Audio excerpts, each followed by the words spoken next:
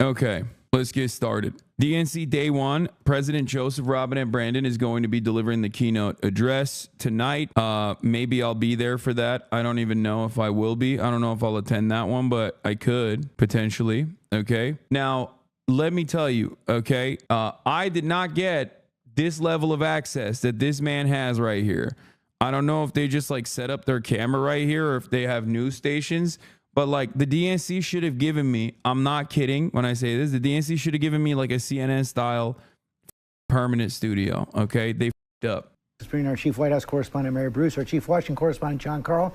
Mary, you got caught up in all those storms yesterday, but let's talk about the speech tonight with President Biden. Going to be a bittersweet moment for him, but he'll get a lot of love in that hall. Fox News briefly mentioned influencers getting credentials for the DNC timestamp. I was reading that apparently, in addition to Joe Biden speaking tonight, during the week, there are going to be 5 social media influencers. And a bunch of social media influencers have wound up with credentials because, as every campaign knows, something like half of Americans get some of their news from social media.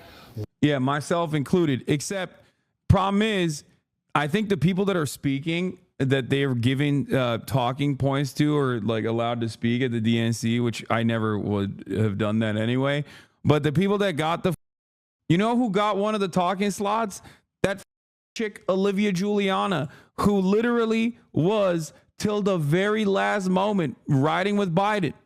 The Democratic Party is so unimaginably washed in this regard, where they just literally, they're like, oh, it doesn't matter if you have no organic momentum. It doesn't matter if you have no like real fan base or whatever. As long as a DNC staffer said we should give you one, but then my boss asked if you still burp into the microphone. If I good one. Yeah, this is trying to reach out to that coveted Zoomer who hasn't said shit about Gaza since November, pushed the Josh Shapiro for Veep campaign, and was a shameless Biden bitter ender until the minute he dropped demo. Like there's like 8 people that are actually like this in this age range. And what I find really funny about that is that all of those 8 people are also at the DNC. So who is this outreach for? The other 7 people that you didn't give time slots to? Like, this is why it's so ridiculous. Like, the Democratic Party, what are you doing? I'm not saying give me a time slot. I don't want to talk at the goddamn DNC anyway. But having said that, you know, like, out. It's crazy. This person's got zero juice. This person's got zero momentum. This person's got zero emotion, dude. What the are you guys doing? Who's out here being like, oh man, I'm such a Olivia Giuliana head? You know? They got no aura. Yeah, she was at Gen Z for Change and then dropped them because you know, she had higher aspirations to be a Democratic Party staffer. She genuinely thought Texas was going to flip in 2020. It's like, yeah, this is like, let Austin speak, dude. Austin's got more clout and more motion than this person. But in any case, what? You're so jealous? No, dude, I don't want to speak at the DNC. What is wrong with you? What are you, delusional? But there's like a million people they could have talked to before this person, okay? But good morning. When you go to the DNC today, so I went to the DNC already earlier today, and I mentioned it, but I don't think you guys heard it. Maybe you're just now trickling in. But basically, I went into the DNC already to get my goddamn credentials, and I couldn't even get my goddamn credentials. So that's it. Like that was my first interaction with the DNC. But later today, I will most likely go. I think the UAW actually might have slotted me in for Sean. I'm not even joking. And I don't know if it's like an actual event or if I have an hour with him. The UAW might have given me an entire hour with Sean Fain, I think. I'm trying to figure that out right now. Dude, I really need I have an invite. Anyway, why do we ever doubt you? Another prediction of yours has come true. Yeah, I briefly talked about this yesterday, but hey guys, remember when I told you that the Trump supporters are going to be so insane that they're going to start making fun of Tim Walz for having weak sperm? I mean, I'm sure there's a clip. Someone logged it at the time. Someone must have logged it at the time. As you guys know, I said this immediately. As soon as the ticket was Walz, I said, he has an IVF baby. He had 2 children with in vitro fertilization. Trump supporters are going to turn around and say his sperm is weak and start making fun of him for having weak sperm because they're insane. And guess what? We're there now. But I still don't know the veracity of this. I don't believe it. I don't want to believe it. I'll be honest with you. There is no way that they're like actively pushing for this. Like it's got to be like 4 or 5 people max if it's real at all. Because honestly, like them making fun of JD Vance having weak sperm is one thing that's expected. Okay. But them carrying around like JD Vance, like a cup that says like JD Vance's sperm, like I don't think that that's the case. There's no shot. There's no shot. Anyway, but yeah, in terms of Republicans being abnormal, once again, Ian Miles wrong, the Malaysian bandit who should be arrested and prosecuted for his crimes against the beautiful Malaysian state by being an unconditional dick rider and a loyalist to the state of Israel, should be actually tried for treason and maybe executed by the state. But here he is tweeting, many people are saying AOC looks alluring and is making bedroom eyes at political influencers at the DNC pre-show. Thoughts? Some people just need, I always say like lobotomy, but honestly, I think maybe euthanization. Okay. Like what are we doing? Just looking forward to the convention this week. I mean, I love meeting people from all different parts of the country, and to have everyone from Puerto Rico to Alabama all in one room, learning about each other, talking about each other, that's my favorite part about this. And have the best convention. Great to meet you. Anyway, I haven't even seen the inside of this place yet, but yeah. Now on the other bracket, cringe. Trump War Room, which knows what normal is saying this is cringe. Now let's get back to work, shall we? Wow, dude. That's cringe, man. That's really cringe, dude. Another right-wing freakout, totally normal. That's what our election is about. Our election is about understanding the importance of this beautiful country of ours in terms of... Yeah, I mean, she did the thing that she did last time, which is like unburdened by what has become, she did that type beat. And that's why they're saying she's like cringe and weird. But it's like, you can be coherent and then turn around and say the most unimaginably weird bullshit someone has ever heard, which is what Republicans usually do, versus someone who just kind of sounds a little off. Okay. Someone who just sounds a little zooted or makes, some sense, but not the most sense when they're off the teleprompter. People would most likely prefer the word salad over the clear and coherent, insane that Republicans say on a daily basis. But yeah, let's get back to it. Let's see what they're talking about with the Joe Biden DNC Day 1 speech. He will, and bittersweet is exactly the right word for this. I mean, imagine just a month ago, Joe Biden thought this was going to be his convention. And now instead tonight, he's going to walk out on that stage and pass the torch to Kamala Harris. He will tout the accomplishments that he and Harris have achieved together, make clear he thinks she is the future of the party. And of course, he has been praised for his decision to bow out of the race and endorse Harris, even though the party didn't exactly give him a whole lot of choice in the matter. So this is going to be an emotional moment for him. Also a chance for him to cement his legacy. This is likely the largest audience he's going to have as his now 50-plus year career in politics, begins to wind down. And the challenge then for Harris is to take that baton, run on her record with Biden, but also make clear what she would do differently and make this her own.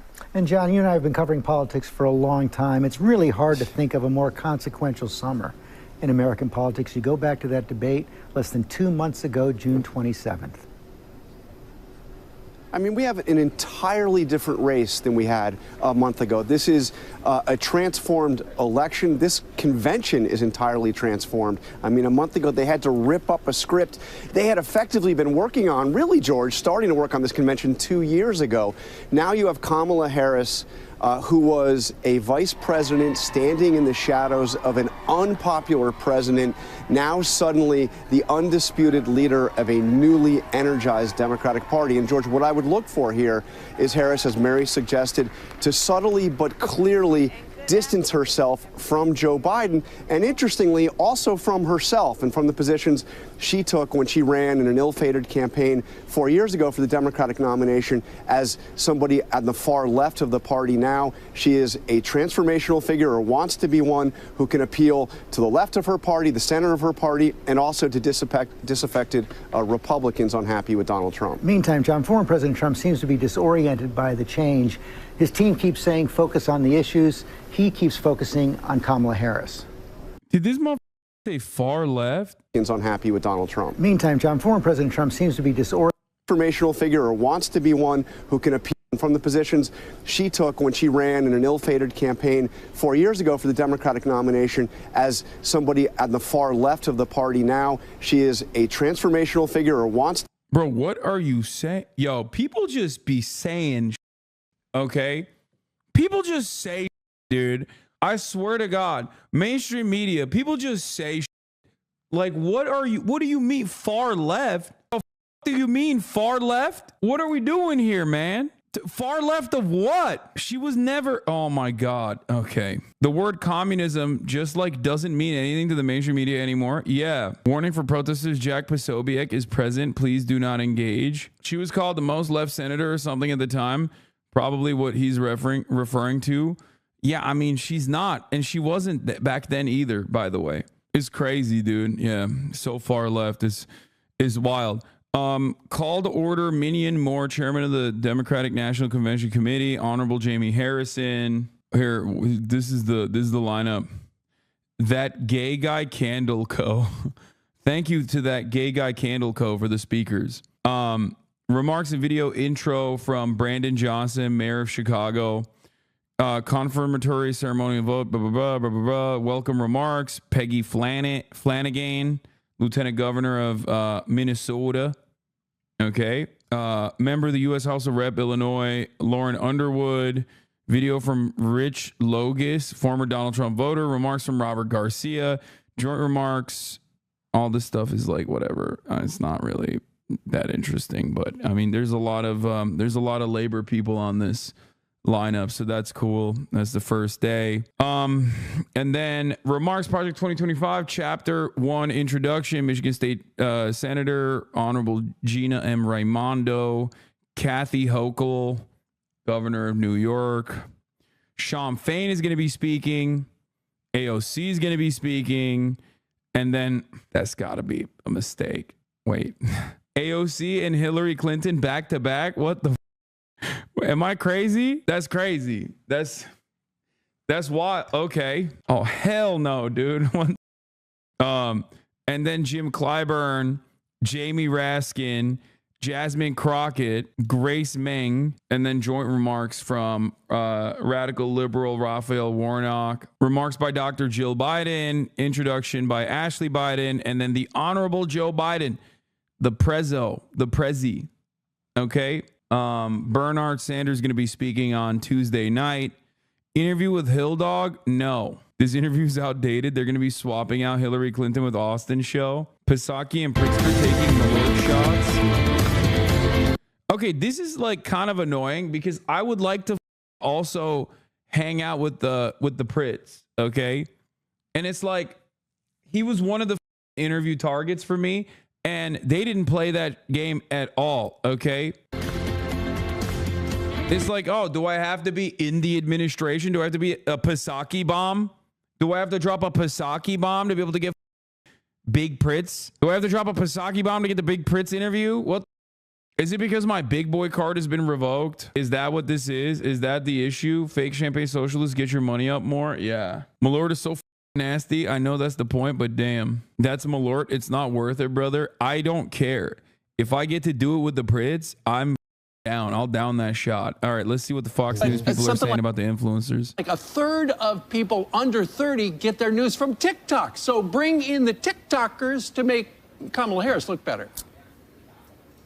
Yeah, and you know what? This, I should say, is something that this administration has been doing for a while. I mean, they had a briefing at the White House with social media influencers. You recall at NATO, they invited like 20 or so to come in and cover the NATO summit. I don't know how that went over or if people watched it on. I mean, that's dumb, bro. I'm sorry. but that is hilarious. Okay. Yeah. Let's get the influencers at the goddamn NATO summit. Like, what? Dude, we're really figuring out exactly what these kids like. You know what I mean? Hey, if you're under the age of 35, you know what you're primed about, dude? NATO. Okay. It's like, bro, there is like 8 American citizens that vote like outside of the DMV, specifically Northern Virginia. Who the is voting for NATO? There is no NATO voters, man. That's not a thing. God damn, I'm losing my mind at how stupid the Democrats can sometimes be. This is like old Democratic Party. They're shedding a lot of this stuff, in my opinion. TikTok, but they are increasingly aware that that's where people get their information, and they're trying to reach those voters. And some polling I saw a couple days ago shows that Harris is doing well with TikTokers, so maybe it's working, guys. The TikTokers will do some talking. Thank you very much, Jackie. Yeah. What's funny is that you don't make Harris look better. It's conservatives who makes themselves look worse. Yeah. Single issue voters who's concerned about energy stability in Germany. Excuse me, sir. I was really worried about making sure that Finland joins NATO, actually. And I will be writing in Biden because he got Finland into NATO. Yeah, that's the situation. That's DNC day one. Far left figurehead Kamala Harris is transforming the party. Didn't realize you were cosplaying to the DNC. What do you mean cosplaying? Can appeal to the left of her party, the center of her party, and also to disaffected Republicans unhappy with Donald Trump. Meantime, John, former President Trump seems to be disoriented by the change. His team keeps saying focus on the issues. He keeps focusing on Kamala Harris. Yeah, and he really has been thrown off his game. You've heard him complain privately and publicly about the fact that Biden was swapped out. They were prepared to run against Biden. Republicans have a clear strategy. That is, focus on the issues. As you heard Rick say, you have Republicans. Trump has an advantage on crime, on the border, on the economy, but he is not focusing on the issues. His is all about attack, attack, attack. Personally attack and attack some more. Okay. It's pretty funny. Trump will be like, we're doing a policy on the economy speech. Okay. We're doing an economic policy speech. And then like 90% of the speech is being like, every Salvadoran is a rape. And Venezuelans are doing they're inventing new versions of white women. And also Kamala Harris is also participating in this. Secretly, they want the American blood pool to look less white, and it's like, what happened? Like, where's the economic policy? He just gives a brief moment. He just does like one take on it, where he'll be like, "Yeah, I'm gonna slash prices by half." Won't tell you how he's gonna do it, and just moves on to the high notes, the things that he wants to talk about. He's like, bacon is 4 times the price. Why? Guatemalans, they're eating all the bacon, folks. No more supply and demand, believe me. No more supply of bacon. All the Guatemalans, they ate the bacon, folks. This is why I will stop the Guatemalan migration. Everything is just tied back. Okay, thanks very much. We're going to, of course, have team coverage of the Democratic National Convention all week long. For more on what to expect tonight and in the days ahead in Chicago, Ed O'Keefe joins us. Ed, as I listed off the speakers, it occurs to me a contrast with the Republicans, who did not have many formers on their stage. There were no signs of the Bush family in Milwaukee. Good to see you. Welcome to Chicago. Tonight, as we said, is all about President Biden. They're going to give him a big tribute, focus on his decades-long career, and then they're going to turn their attention to the future, with Harris at the top of the ticket. In a final push before the convention, Vice President Harris spent Sunday rolling through the battleground state of Pennsylvania alongside running mate Minnesota Governor Tim Walz. They stopped by a campaign office. We're doing it. Yeah, it's because Hillary Clinton is exactly everyone wants to hear from. Yeah, dude, I don't really understand what like the motivation is for a lot of this stuff. I don't get it. Like, who like, damn, dude, you know what would hit right now? A Hillary Clinton speech. There's just never been a moment in my life where I felt that. And I don't think there's any human being that actually feels that way either. I'm actually, like, I'll say it. I don't think that's a real thing that people want, okay? And rallied supporters in a wide variety of places while fielding questions about her campaign. I very much consider us the underdog. We have a lot of work to do to earn the vote of the American people. She also took swipes at former President Donald Trump. Anybody who's about beating down other people is a coward. It comes after Trump also campaigned in Pennsylvania over the weekend and tried to make his case on the economy. We will make America affordable again. But he once again veered into personal attacks on Harris's intelligence and appearance. I am much better looking than her. I think I'm much better. I mean, what? What a wild thing to say, man. He's just going crazy mode. I am much better looking than her. I am. Everyone knows it. Believe me, I'm so much better looking. Much better. I'm a better looking person than Kamala. Riffs like that have Trump allies concerned about whether he can stay on message as Harris has made gains, most notably among likely women voters in a new CBS News poll. If you have a policy debate for president, he wins. Donald Trump, the provocateur, the showman, may not win this election. Trump and Harris are both now racing to define what her administration would look like, as our new poll also finds more than a third of registered voters say they don't know what she stands for. She'll use this week in Chicago to try to answer those questions, as allies say momentum is in her favor. You've seen the level of excitement and energy rising, and it frankly hasn't crested yet. That excitement has thousands descending on Chicago this week. Security is tight as law enforcement prepares for large protests opposing the war in Gaza. Chicago Mayor Brandon Johnson, who will speak at the convention tonight, says his city is ready. Protecting this city is my top priority, and I will continue to do that. Protests started last night with about 500 people marching down Michigan Avenue. The police were there on foot and bicycle, making sure everybody was all right. More protests with larger numbers are expected in the coming days. A big one coming today. The Coalition to March on the DNC starts around midday here, Tony, around the United Center. You know, Ed, let's go back to Vice President Kamala Harris, because when you're in that job, you get a plane and you get a mansion in Washington, D.C., but there are no promises about your political future. She's going to have to, starting tonight, go out there and get it. Yeah, what absolutely. She need to do? Well, you know, one of the most interesting findings in our poll, about 36% of voters say they don't necessarily... I'm a big fan, but does it feel like a which side are you on moment for going to the DNC and participating in it versus staying outside with the protesters? I know you say being inside, you'll function as a protester, but will you really ask for an arms embargo to the face of politicians? Because that seems like the only thing that wouldn't be endorsing the Dems right now. What are you talking about, dude? We're gonna, I think I'm gonna, he kind of ate you up, not gonna lie. No, you're right. He did. My loyalty is with the Dems, baby. You already know. Hey, listen, I got the hat to prove it. Okay. Hey, man, I don't know if you know this. Hey, lady. Sorry. Okay. I'm saying man is in like, you know. Listen, lady. Okay. I'm a goddamn member of the media. Okay. The is wrong with you? My job is to cover the news and give you commentary. Okay. Shut up. Jesus Christ, dude. Ay, ay, ay. Do you think that they're going to ignore Palestine? So here's some good things and some bad things about this. Okay. 1, uncommitted. DNC will host first ever panel on Palestinian human rights. Panelist, uncommitted co-lead, Layla El Abed, a surgeon who served in Gaza. Party organizer with family killed in Gaza by Israeli forces. Minnesota Attorney General Keith Ellison, former Rep Andy Levin, Arab American Institute President Jim Zogby.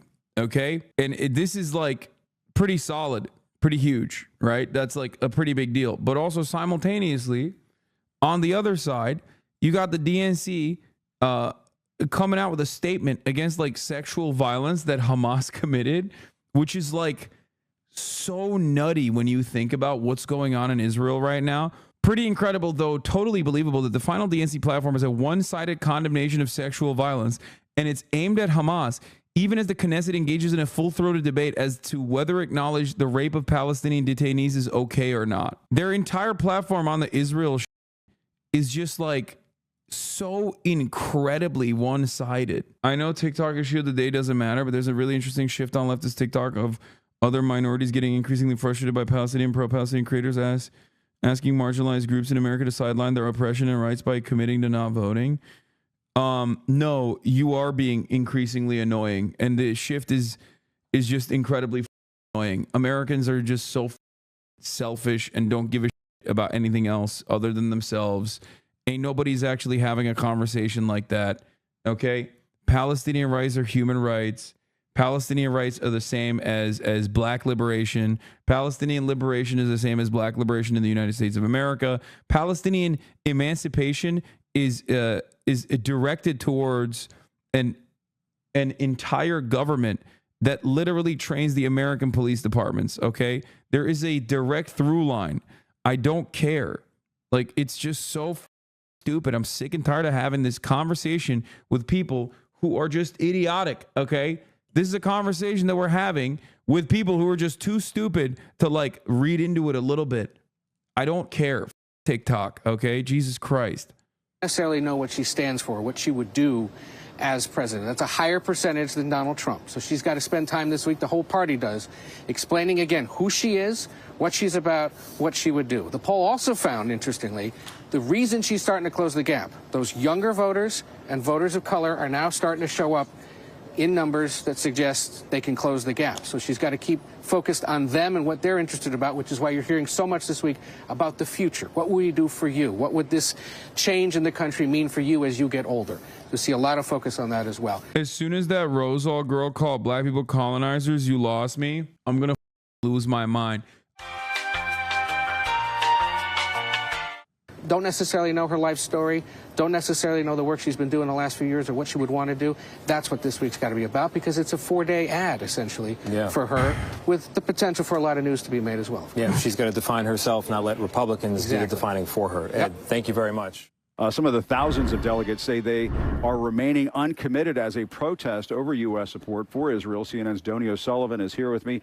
Donny, you've been speaking to some of these delegates. I was talking to Congressman Jackson about this. My freaking goat, Donny O'Sullivan, baby. I think it's very selfish of you. Okay, dude. Earlier on in this program, whether or not it's going to, present a major disruption. A lot of people don't know the difference between having morals and only having an instrumental relationship with morality. Yeah. They should have an instrumental relationship with the top of the hour ad break, which is my instrument of oppression, my mechanism of oppression upon those who are unsubscribed.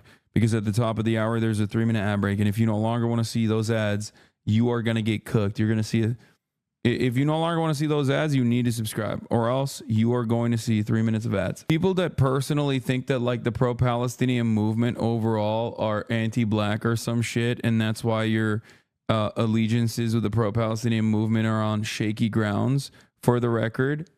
Okay, if people feel that way, then they just don't. They're weak. Okay, they're thin-skinned. They're weak, and they don't have like any coherent, consistent worldview.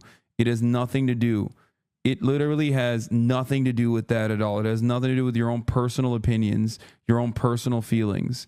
Okay, and everything to do with advocating for justice, advocating for emancipation. Okay. Hasan, can you please interview the RFK Jr. supporters protesting outside the DNC? Yes, I will be if I have the chance. One of them came up to me in an RNC, or in an RFK Jr. fit, by the way, and dabbed me up and was like, Hasan. Woo! Oh, it was that guy. This is the guy, I think. This is literally the guy.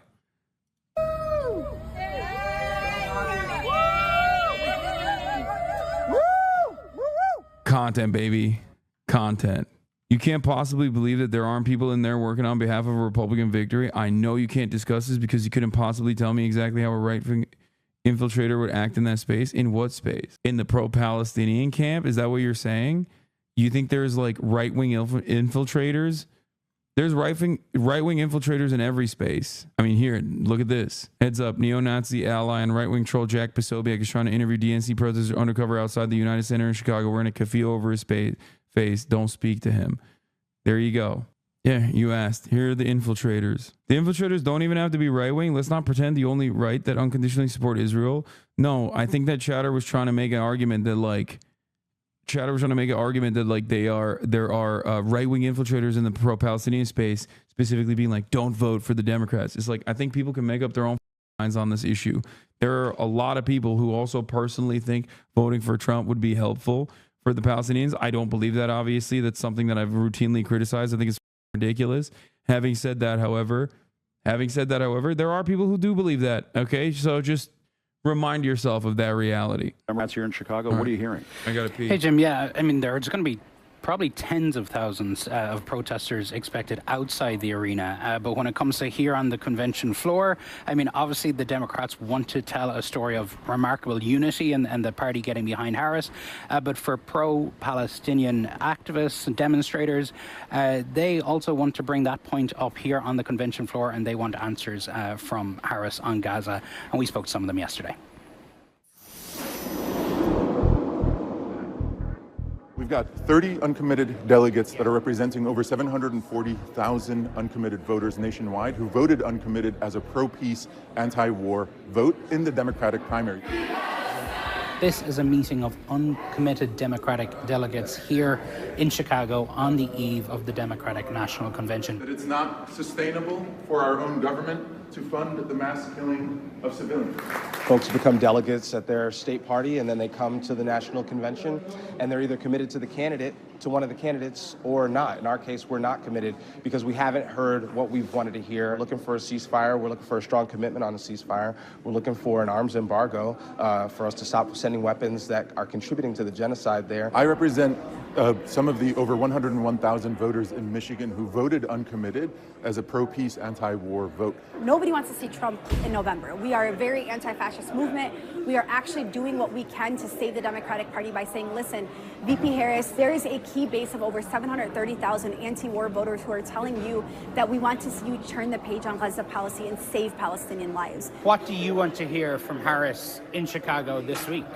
I want to hear from Vice President Harris how it is that she's going to turn a new page on Gaza policy from the destructive and disastrous policy of the last 10 months to one that saves lives. You got to meet Harris briefly in Michigan. We wanted to be able to speak to her directly. And the fact that Michigan voters would want to support her in the November election, but we can't do that right now while our family members, our friends, our loved ones are being killed with U.S.-funded bonds. I told her that we need a policy shift that will save lives in Gaza.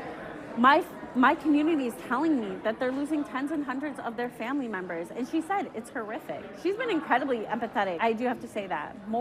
We have seen more empathy and compassion from Vice President Harris, but that is not enough.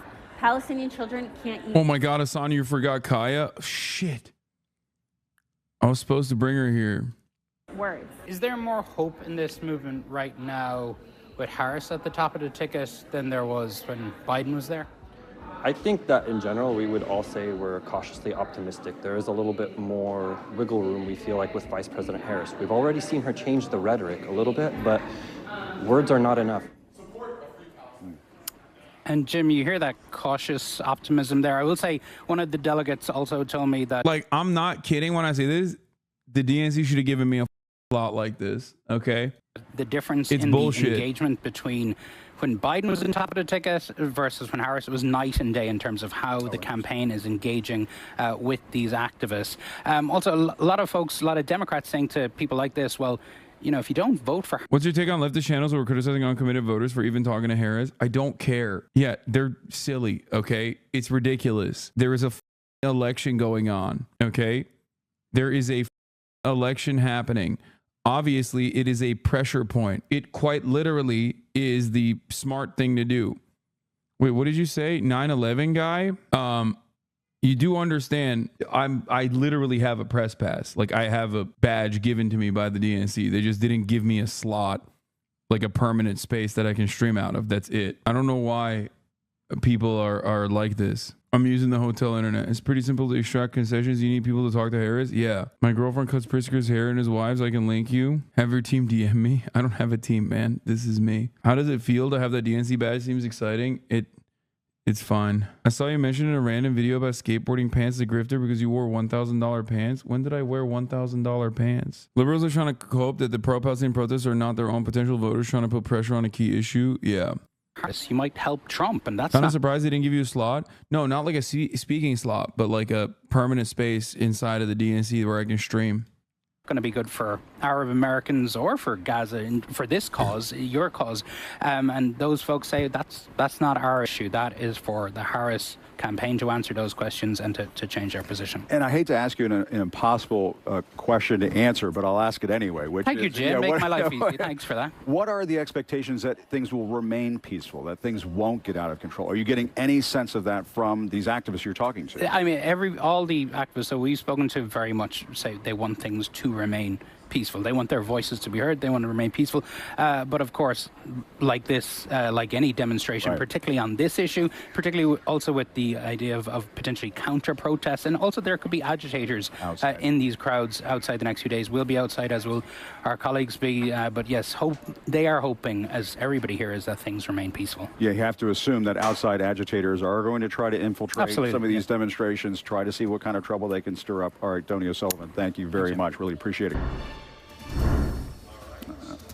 All right, as the Democrats work to showcase party unity inside the convention hall, not everyone is on board with Kamala Harris outside on the streets of Chicago. I've been showing this to you. Tens of thousands of pro-Palestinian protesters are descending on the city to show their discontent with the Biden administration's handling of the Israel-Hamas war. It's a familiar challenge for the vice president, who's become pretty well versed in handling the hecklers. I'm here because we believe in democracy. Everyone's voice matters, but I am speaking now. You know what? If you want Donald Trump to win, then say that, otherwise I'm speaking.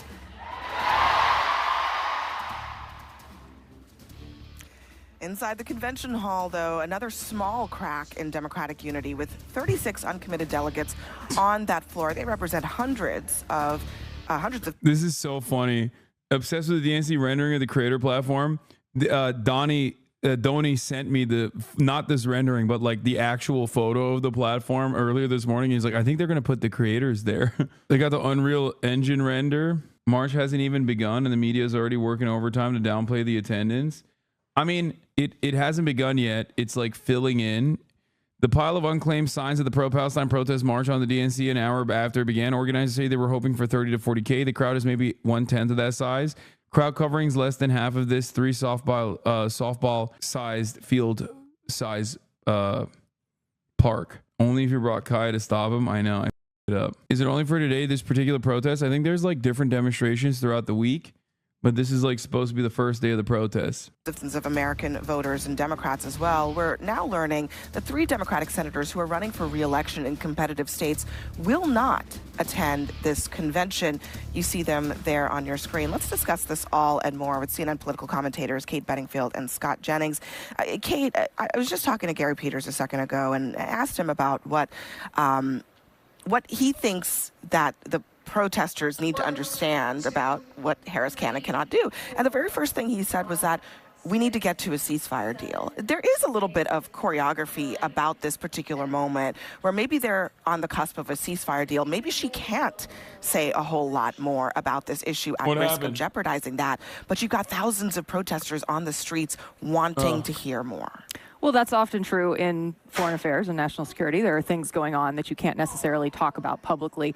But I think on this, she's been quite public about where she hopes to get to. She's been very vocal that she wants to see a ceasefire now, that she wants to see hostages released.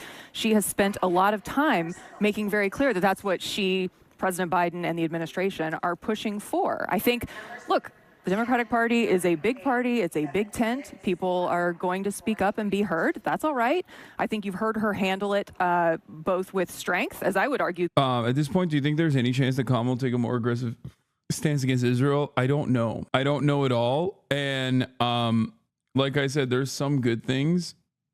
There's some good things in terms of like having the uncommitted vote platform like have speaking space. Overall, though, I don't know.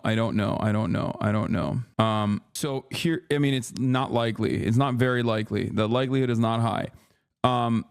There's also another aspect of this that we're going to be talking about after this part of the coverage is done, because there's also the ongoing ceasefire negotiations, and there's obviously a lot of misinformation surrounding that.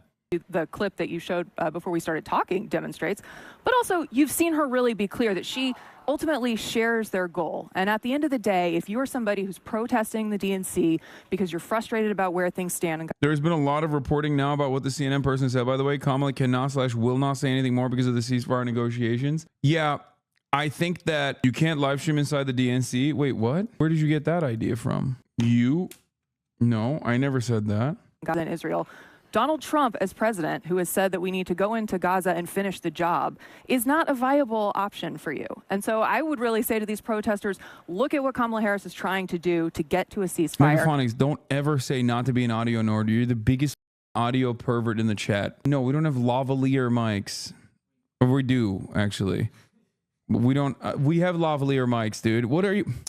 Bro, this guy, bro. Oh my God, bro. Oh my God. Oh my God. We have lav mics. Okay, we do. And listen to what she has to say, because she has been very, very vocal about this. When you say shares their goal, whose goal exactly? Because some of these people on the street, I can assure you, do not have goals that you want inside the tent of the Democratic Party. I agree with that. In fact, I would say most of them don't. Some do, and some have said incredibly anti-Semitic things, which she has called out. Oh my God, shut up. Shut up. Oh God, these guys are such freaks. Have defaced property, which you remember I think the day after the property was defaced at Union Station, she put out a really forceful statement about it.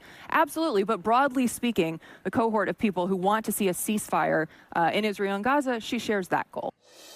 Oh my God. Any chance you'll meet up with AOC this week? Yes. To those who are rightfully disillusioned by the DNC, take part in the grassroots movement. Just do something, anything. It's our responsibility. Yeah. You look very demure, very mindful. Thank you. I try to be as mindful and as demure as I possibly can every day. It's such a cowardly way to cover this shit, to be like, wow. Bob Shell report reveals shocking information about anti-Israel protesters at DNC from Fox News. There's been a lot of anti-Semitic statements coming from the protesters. There's been a lot of anti-Semitic statements. What is this? Charlie Kirk? Republican Secretary of State in the state of Georgia. What's your name? You said Parker? My name's Parker. We have a Republican governor and Republican Secretary of State in Georgia that approved our elections, and Donald Trump said that wasn't constitutional. All right, relax. Donald Trump tried to undermine our Constitution. You're at 10. I just walked in. I'm here to just learn. Hey, you're an anti-patriotic, anti-constitutional person crashing our party because you tried to stop our democracy. I got one question. Donald Trump called the Secretary of State of Georgia. Nothing gets me as libbed up as like seeing one of these guys, seeing like these incredibly nerdy, like lanyard wearing Democratic Party operative influencers get up in the face of a Republican commentator. It gets me so libbed up. I despise them when they're talking about like, Palestine is not an important issue. Let's not talk about that. But god damn, do they pop off on the likes of Charlie Kirk and shit. It does.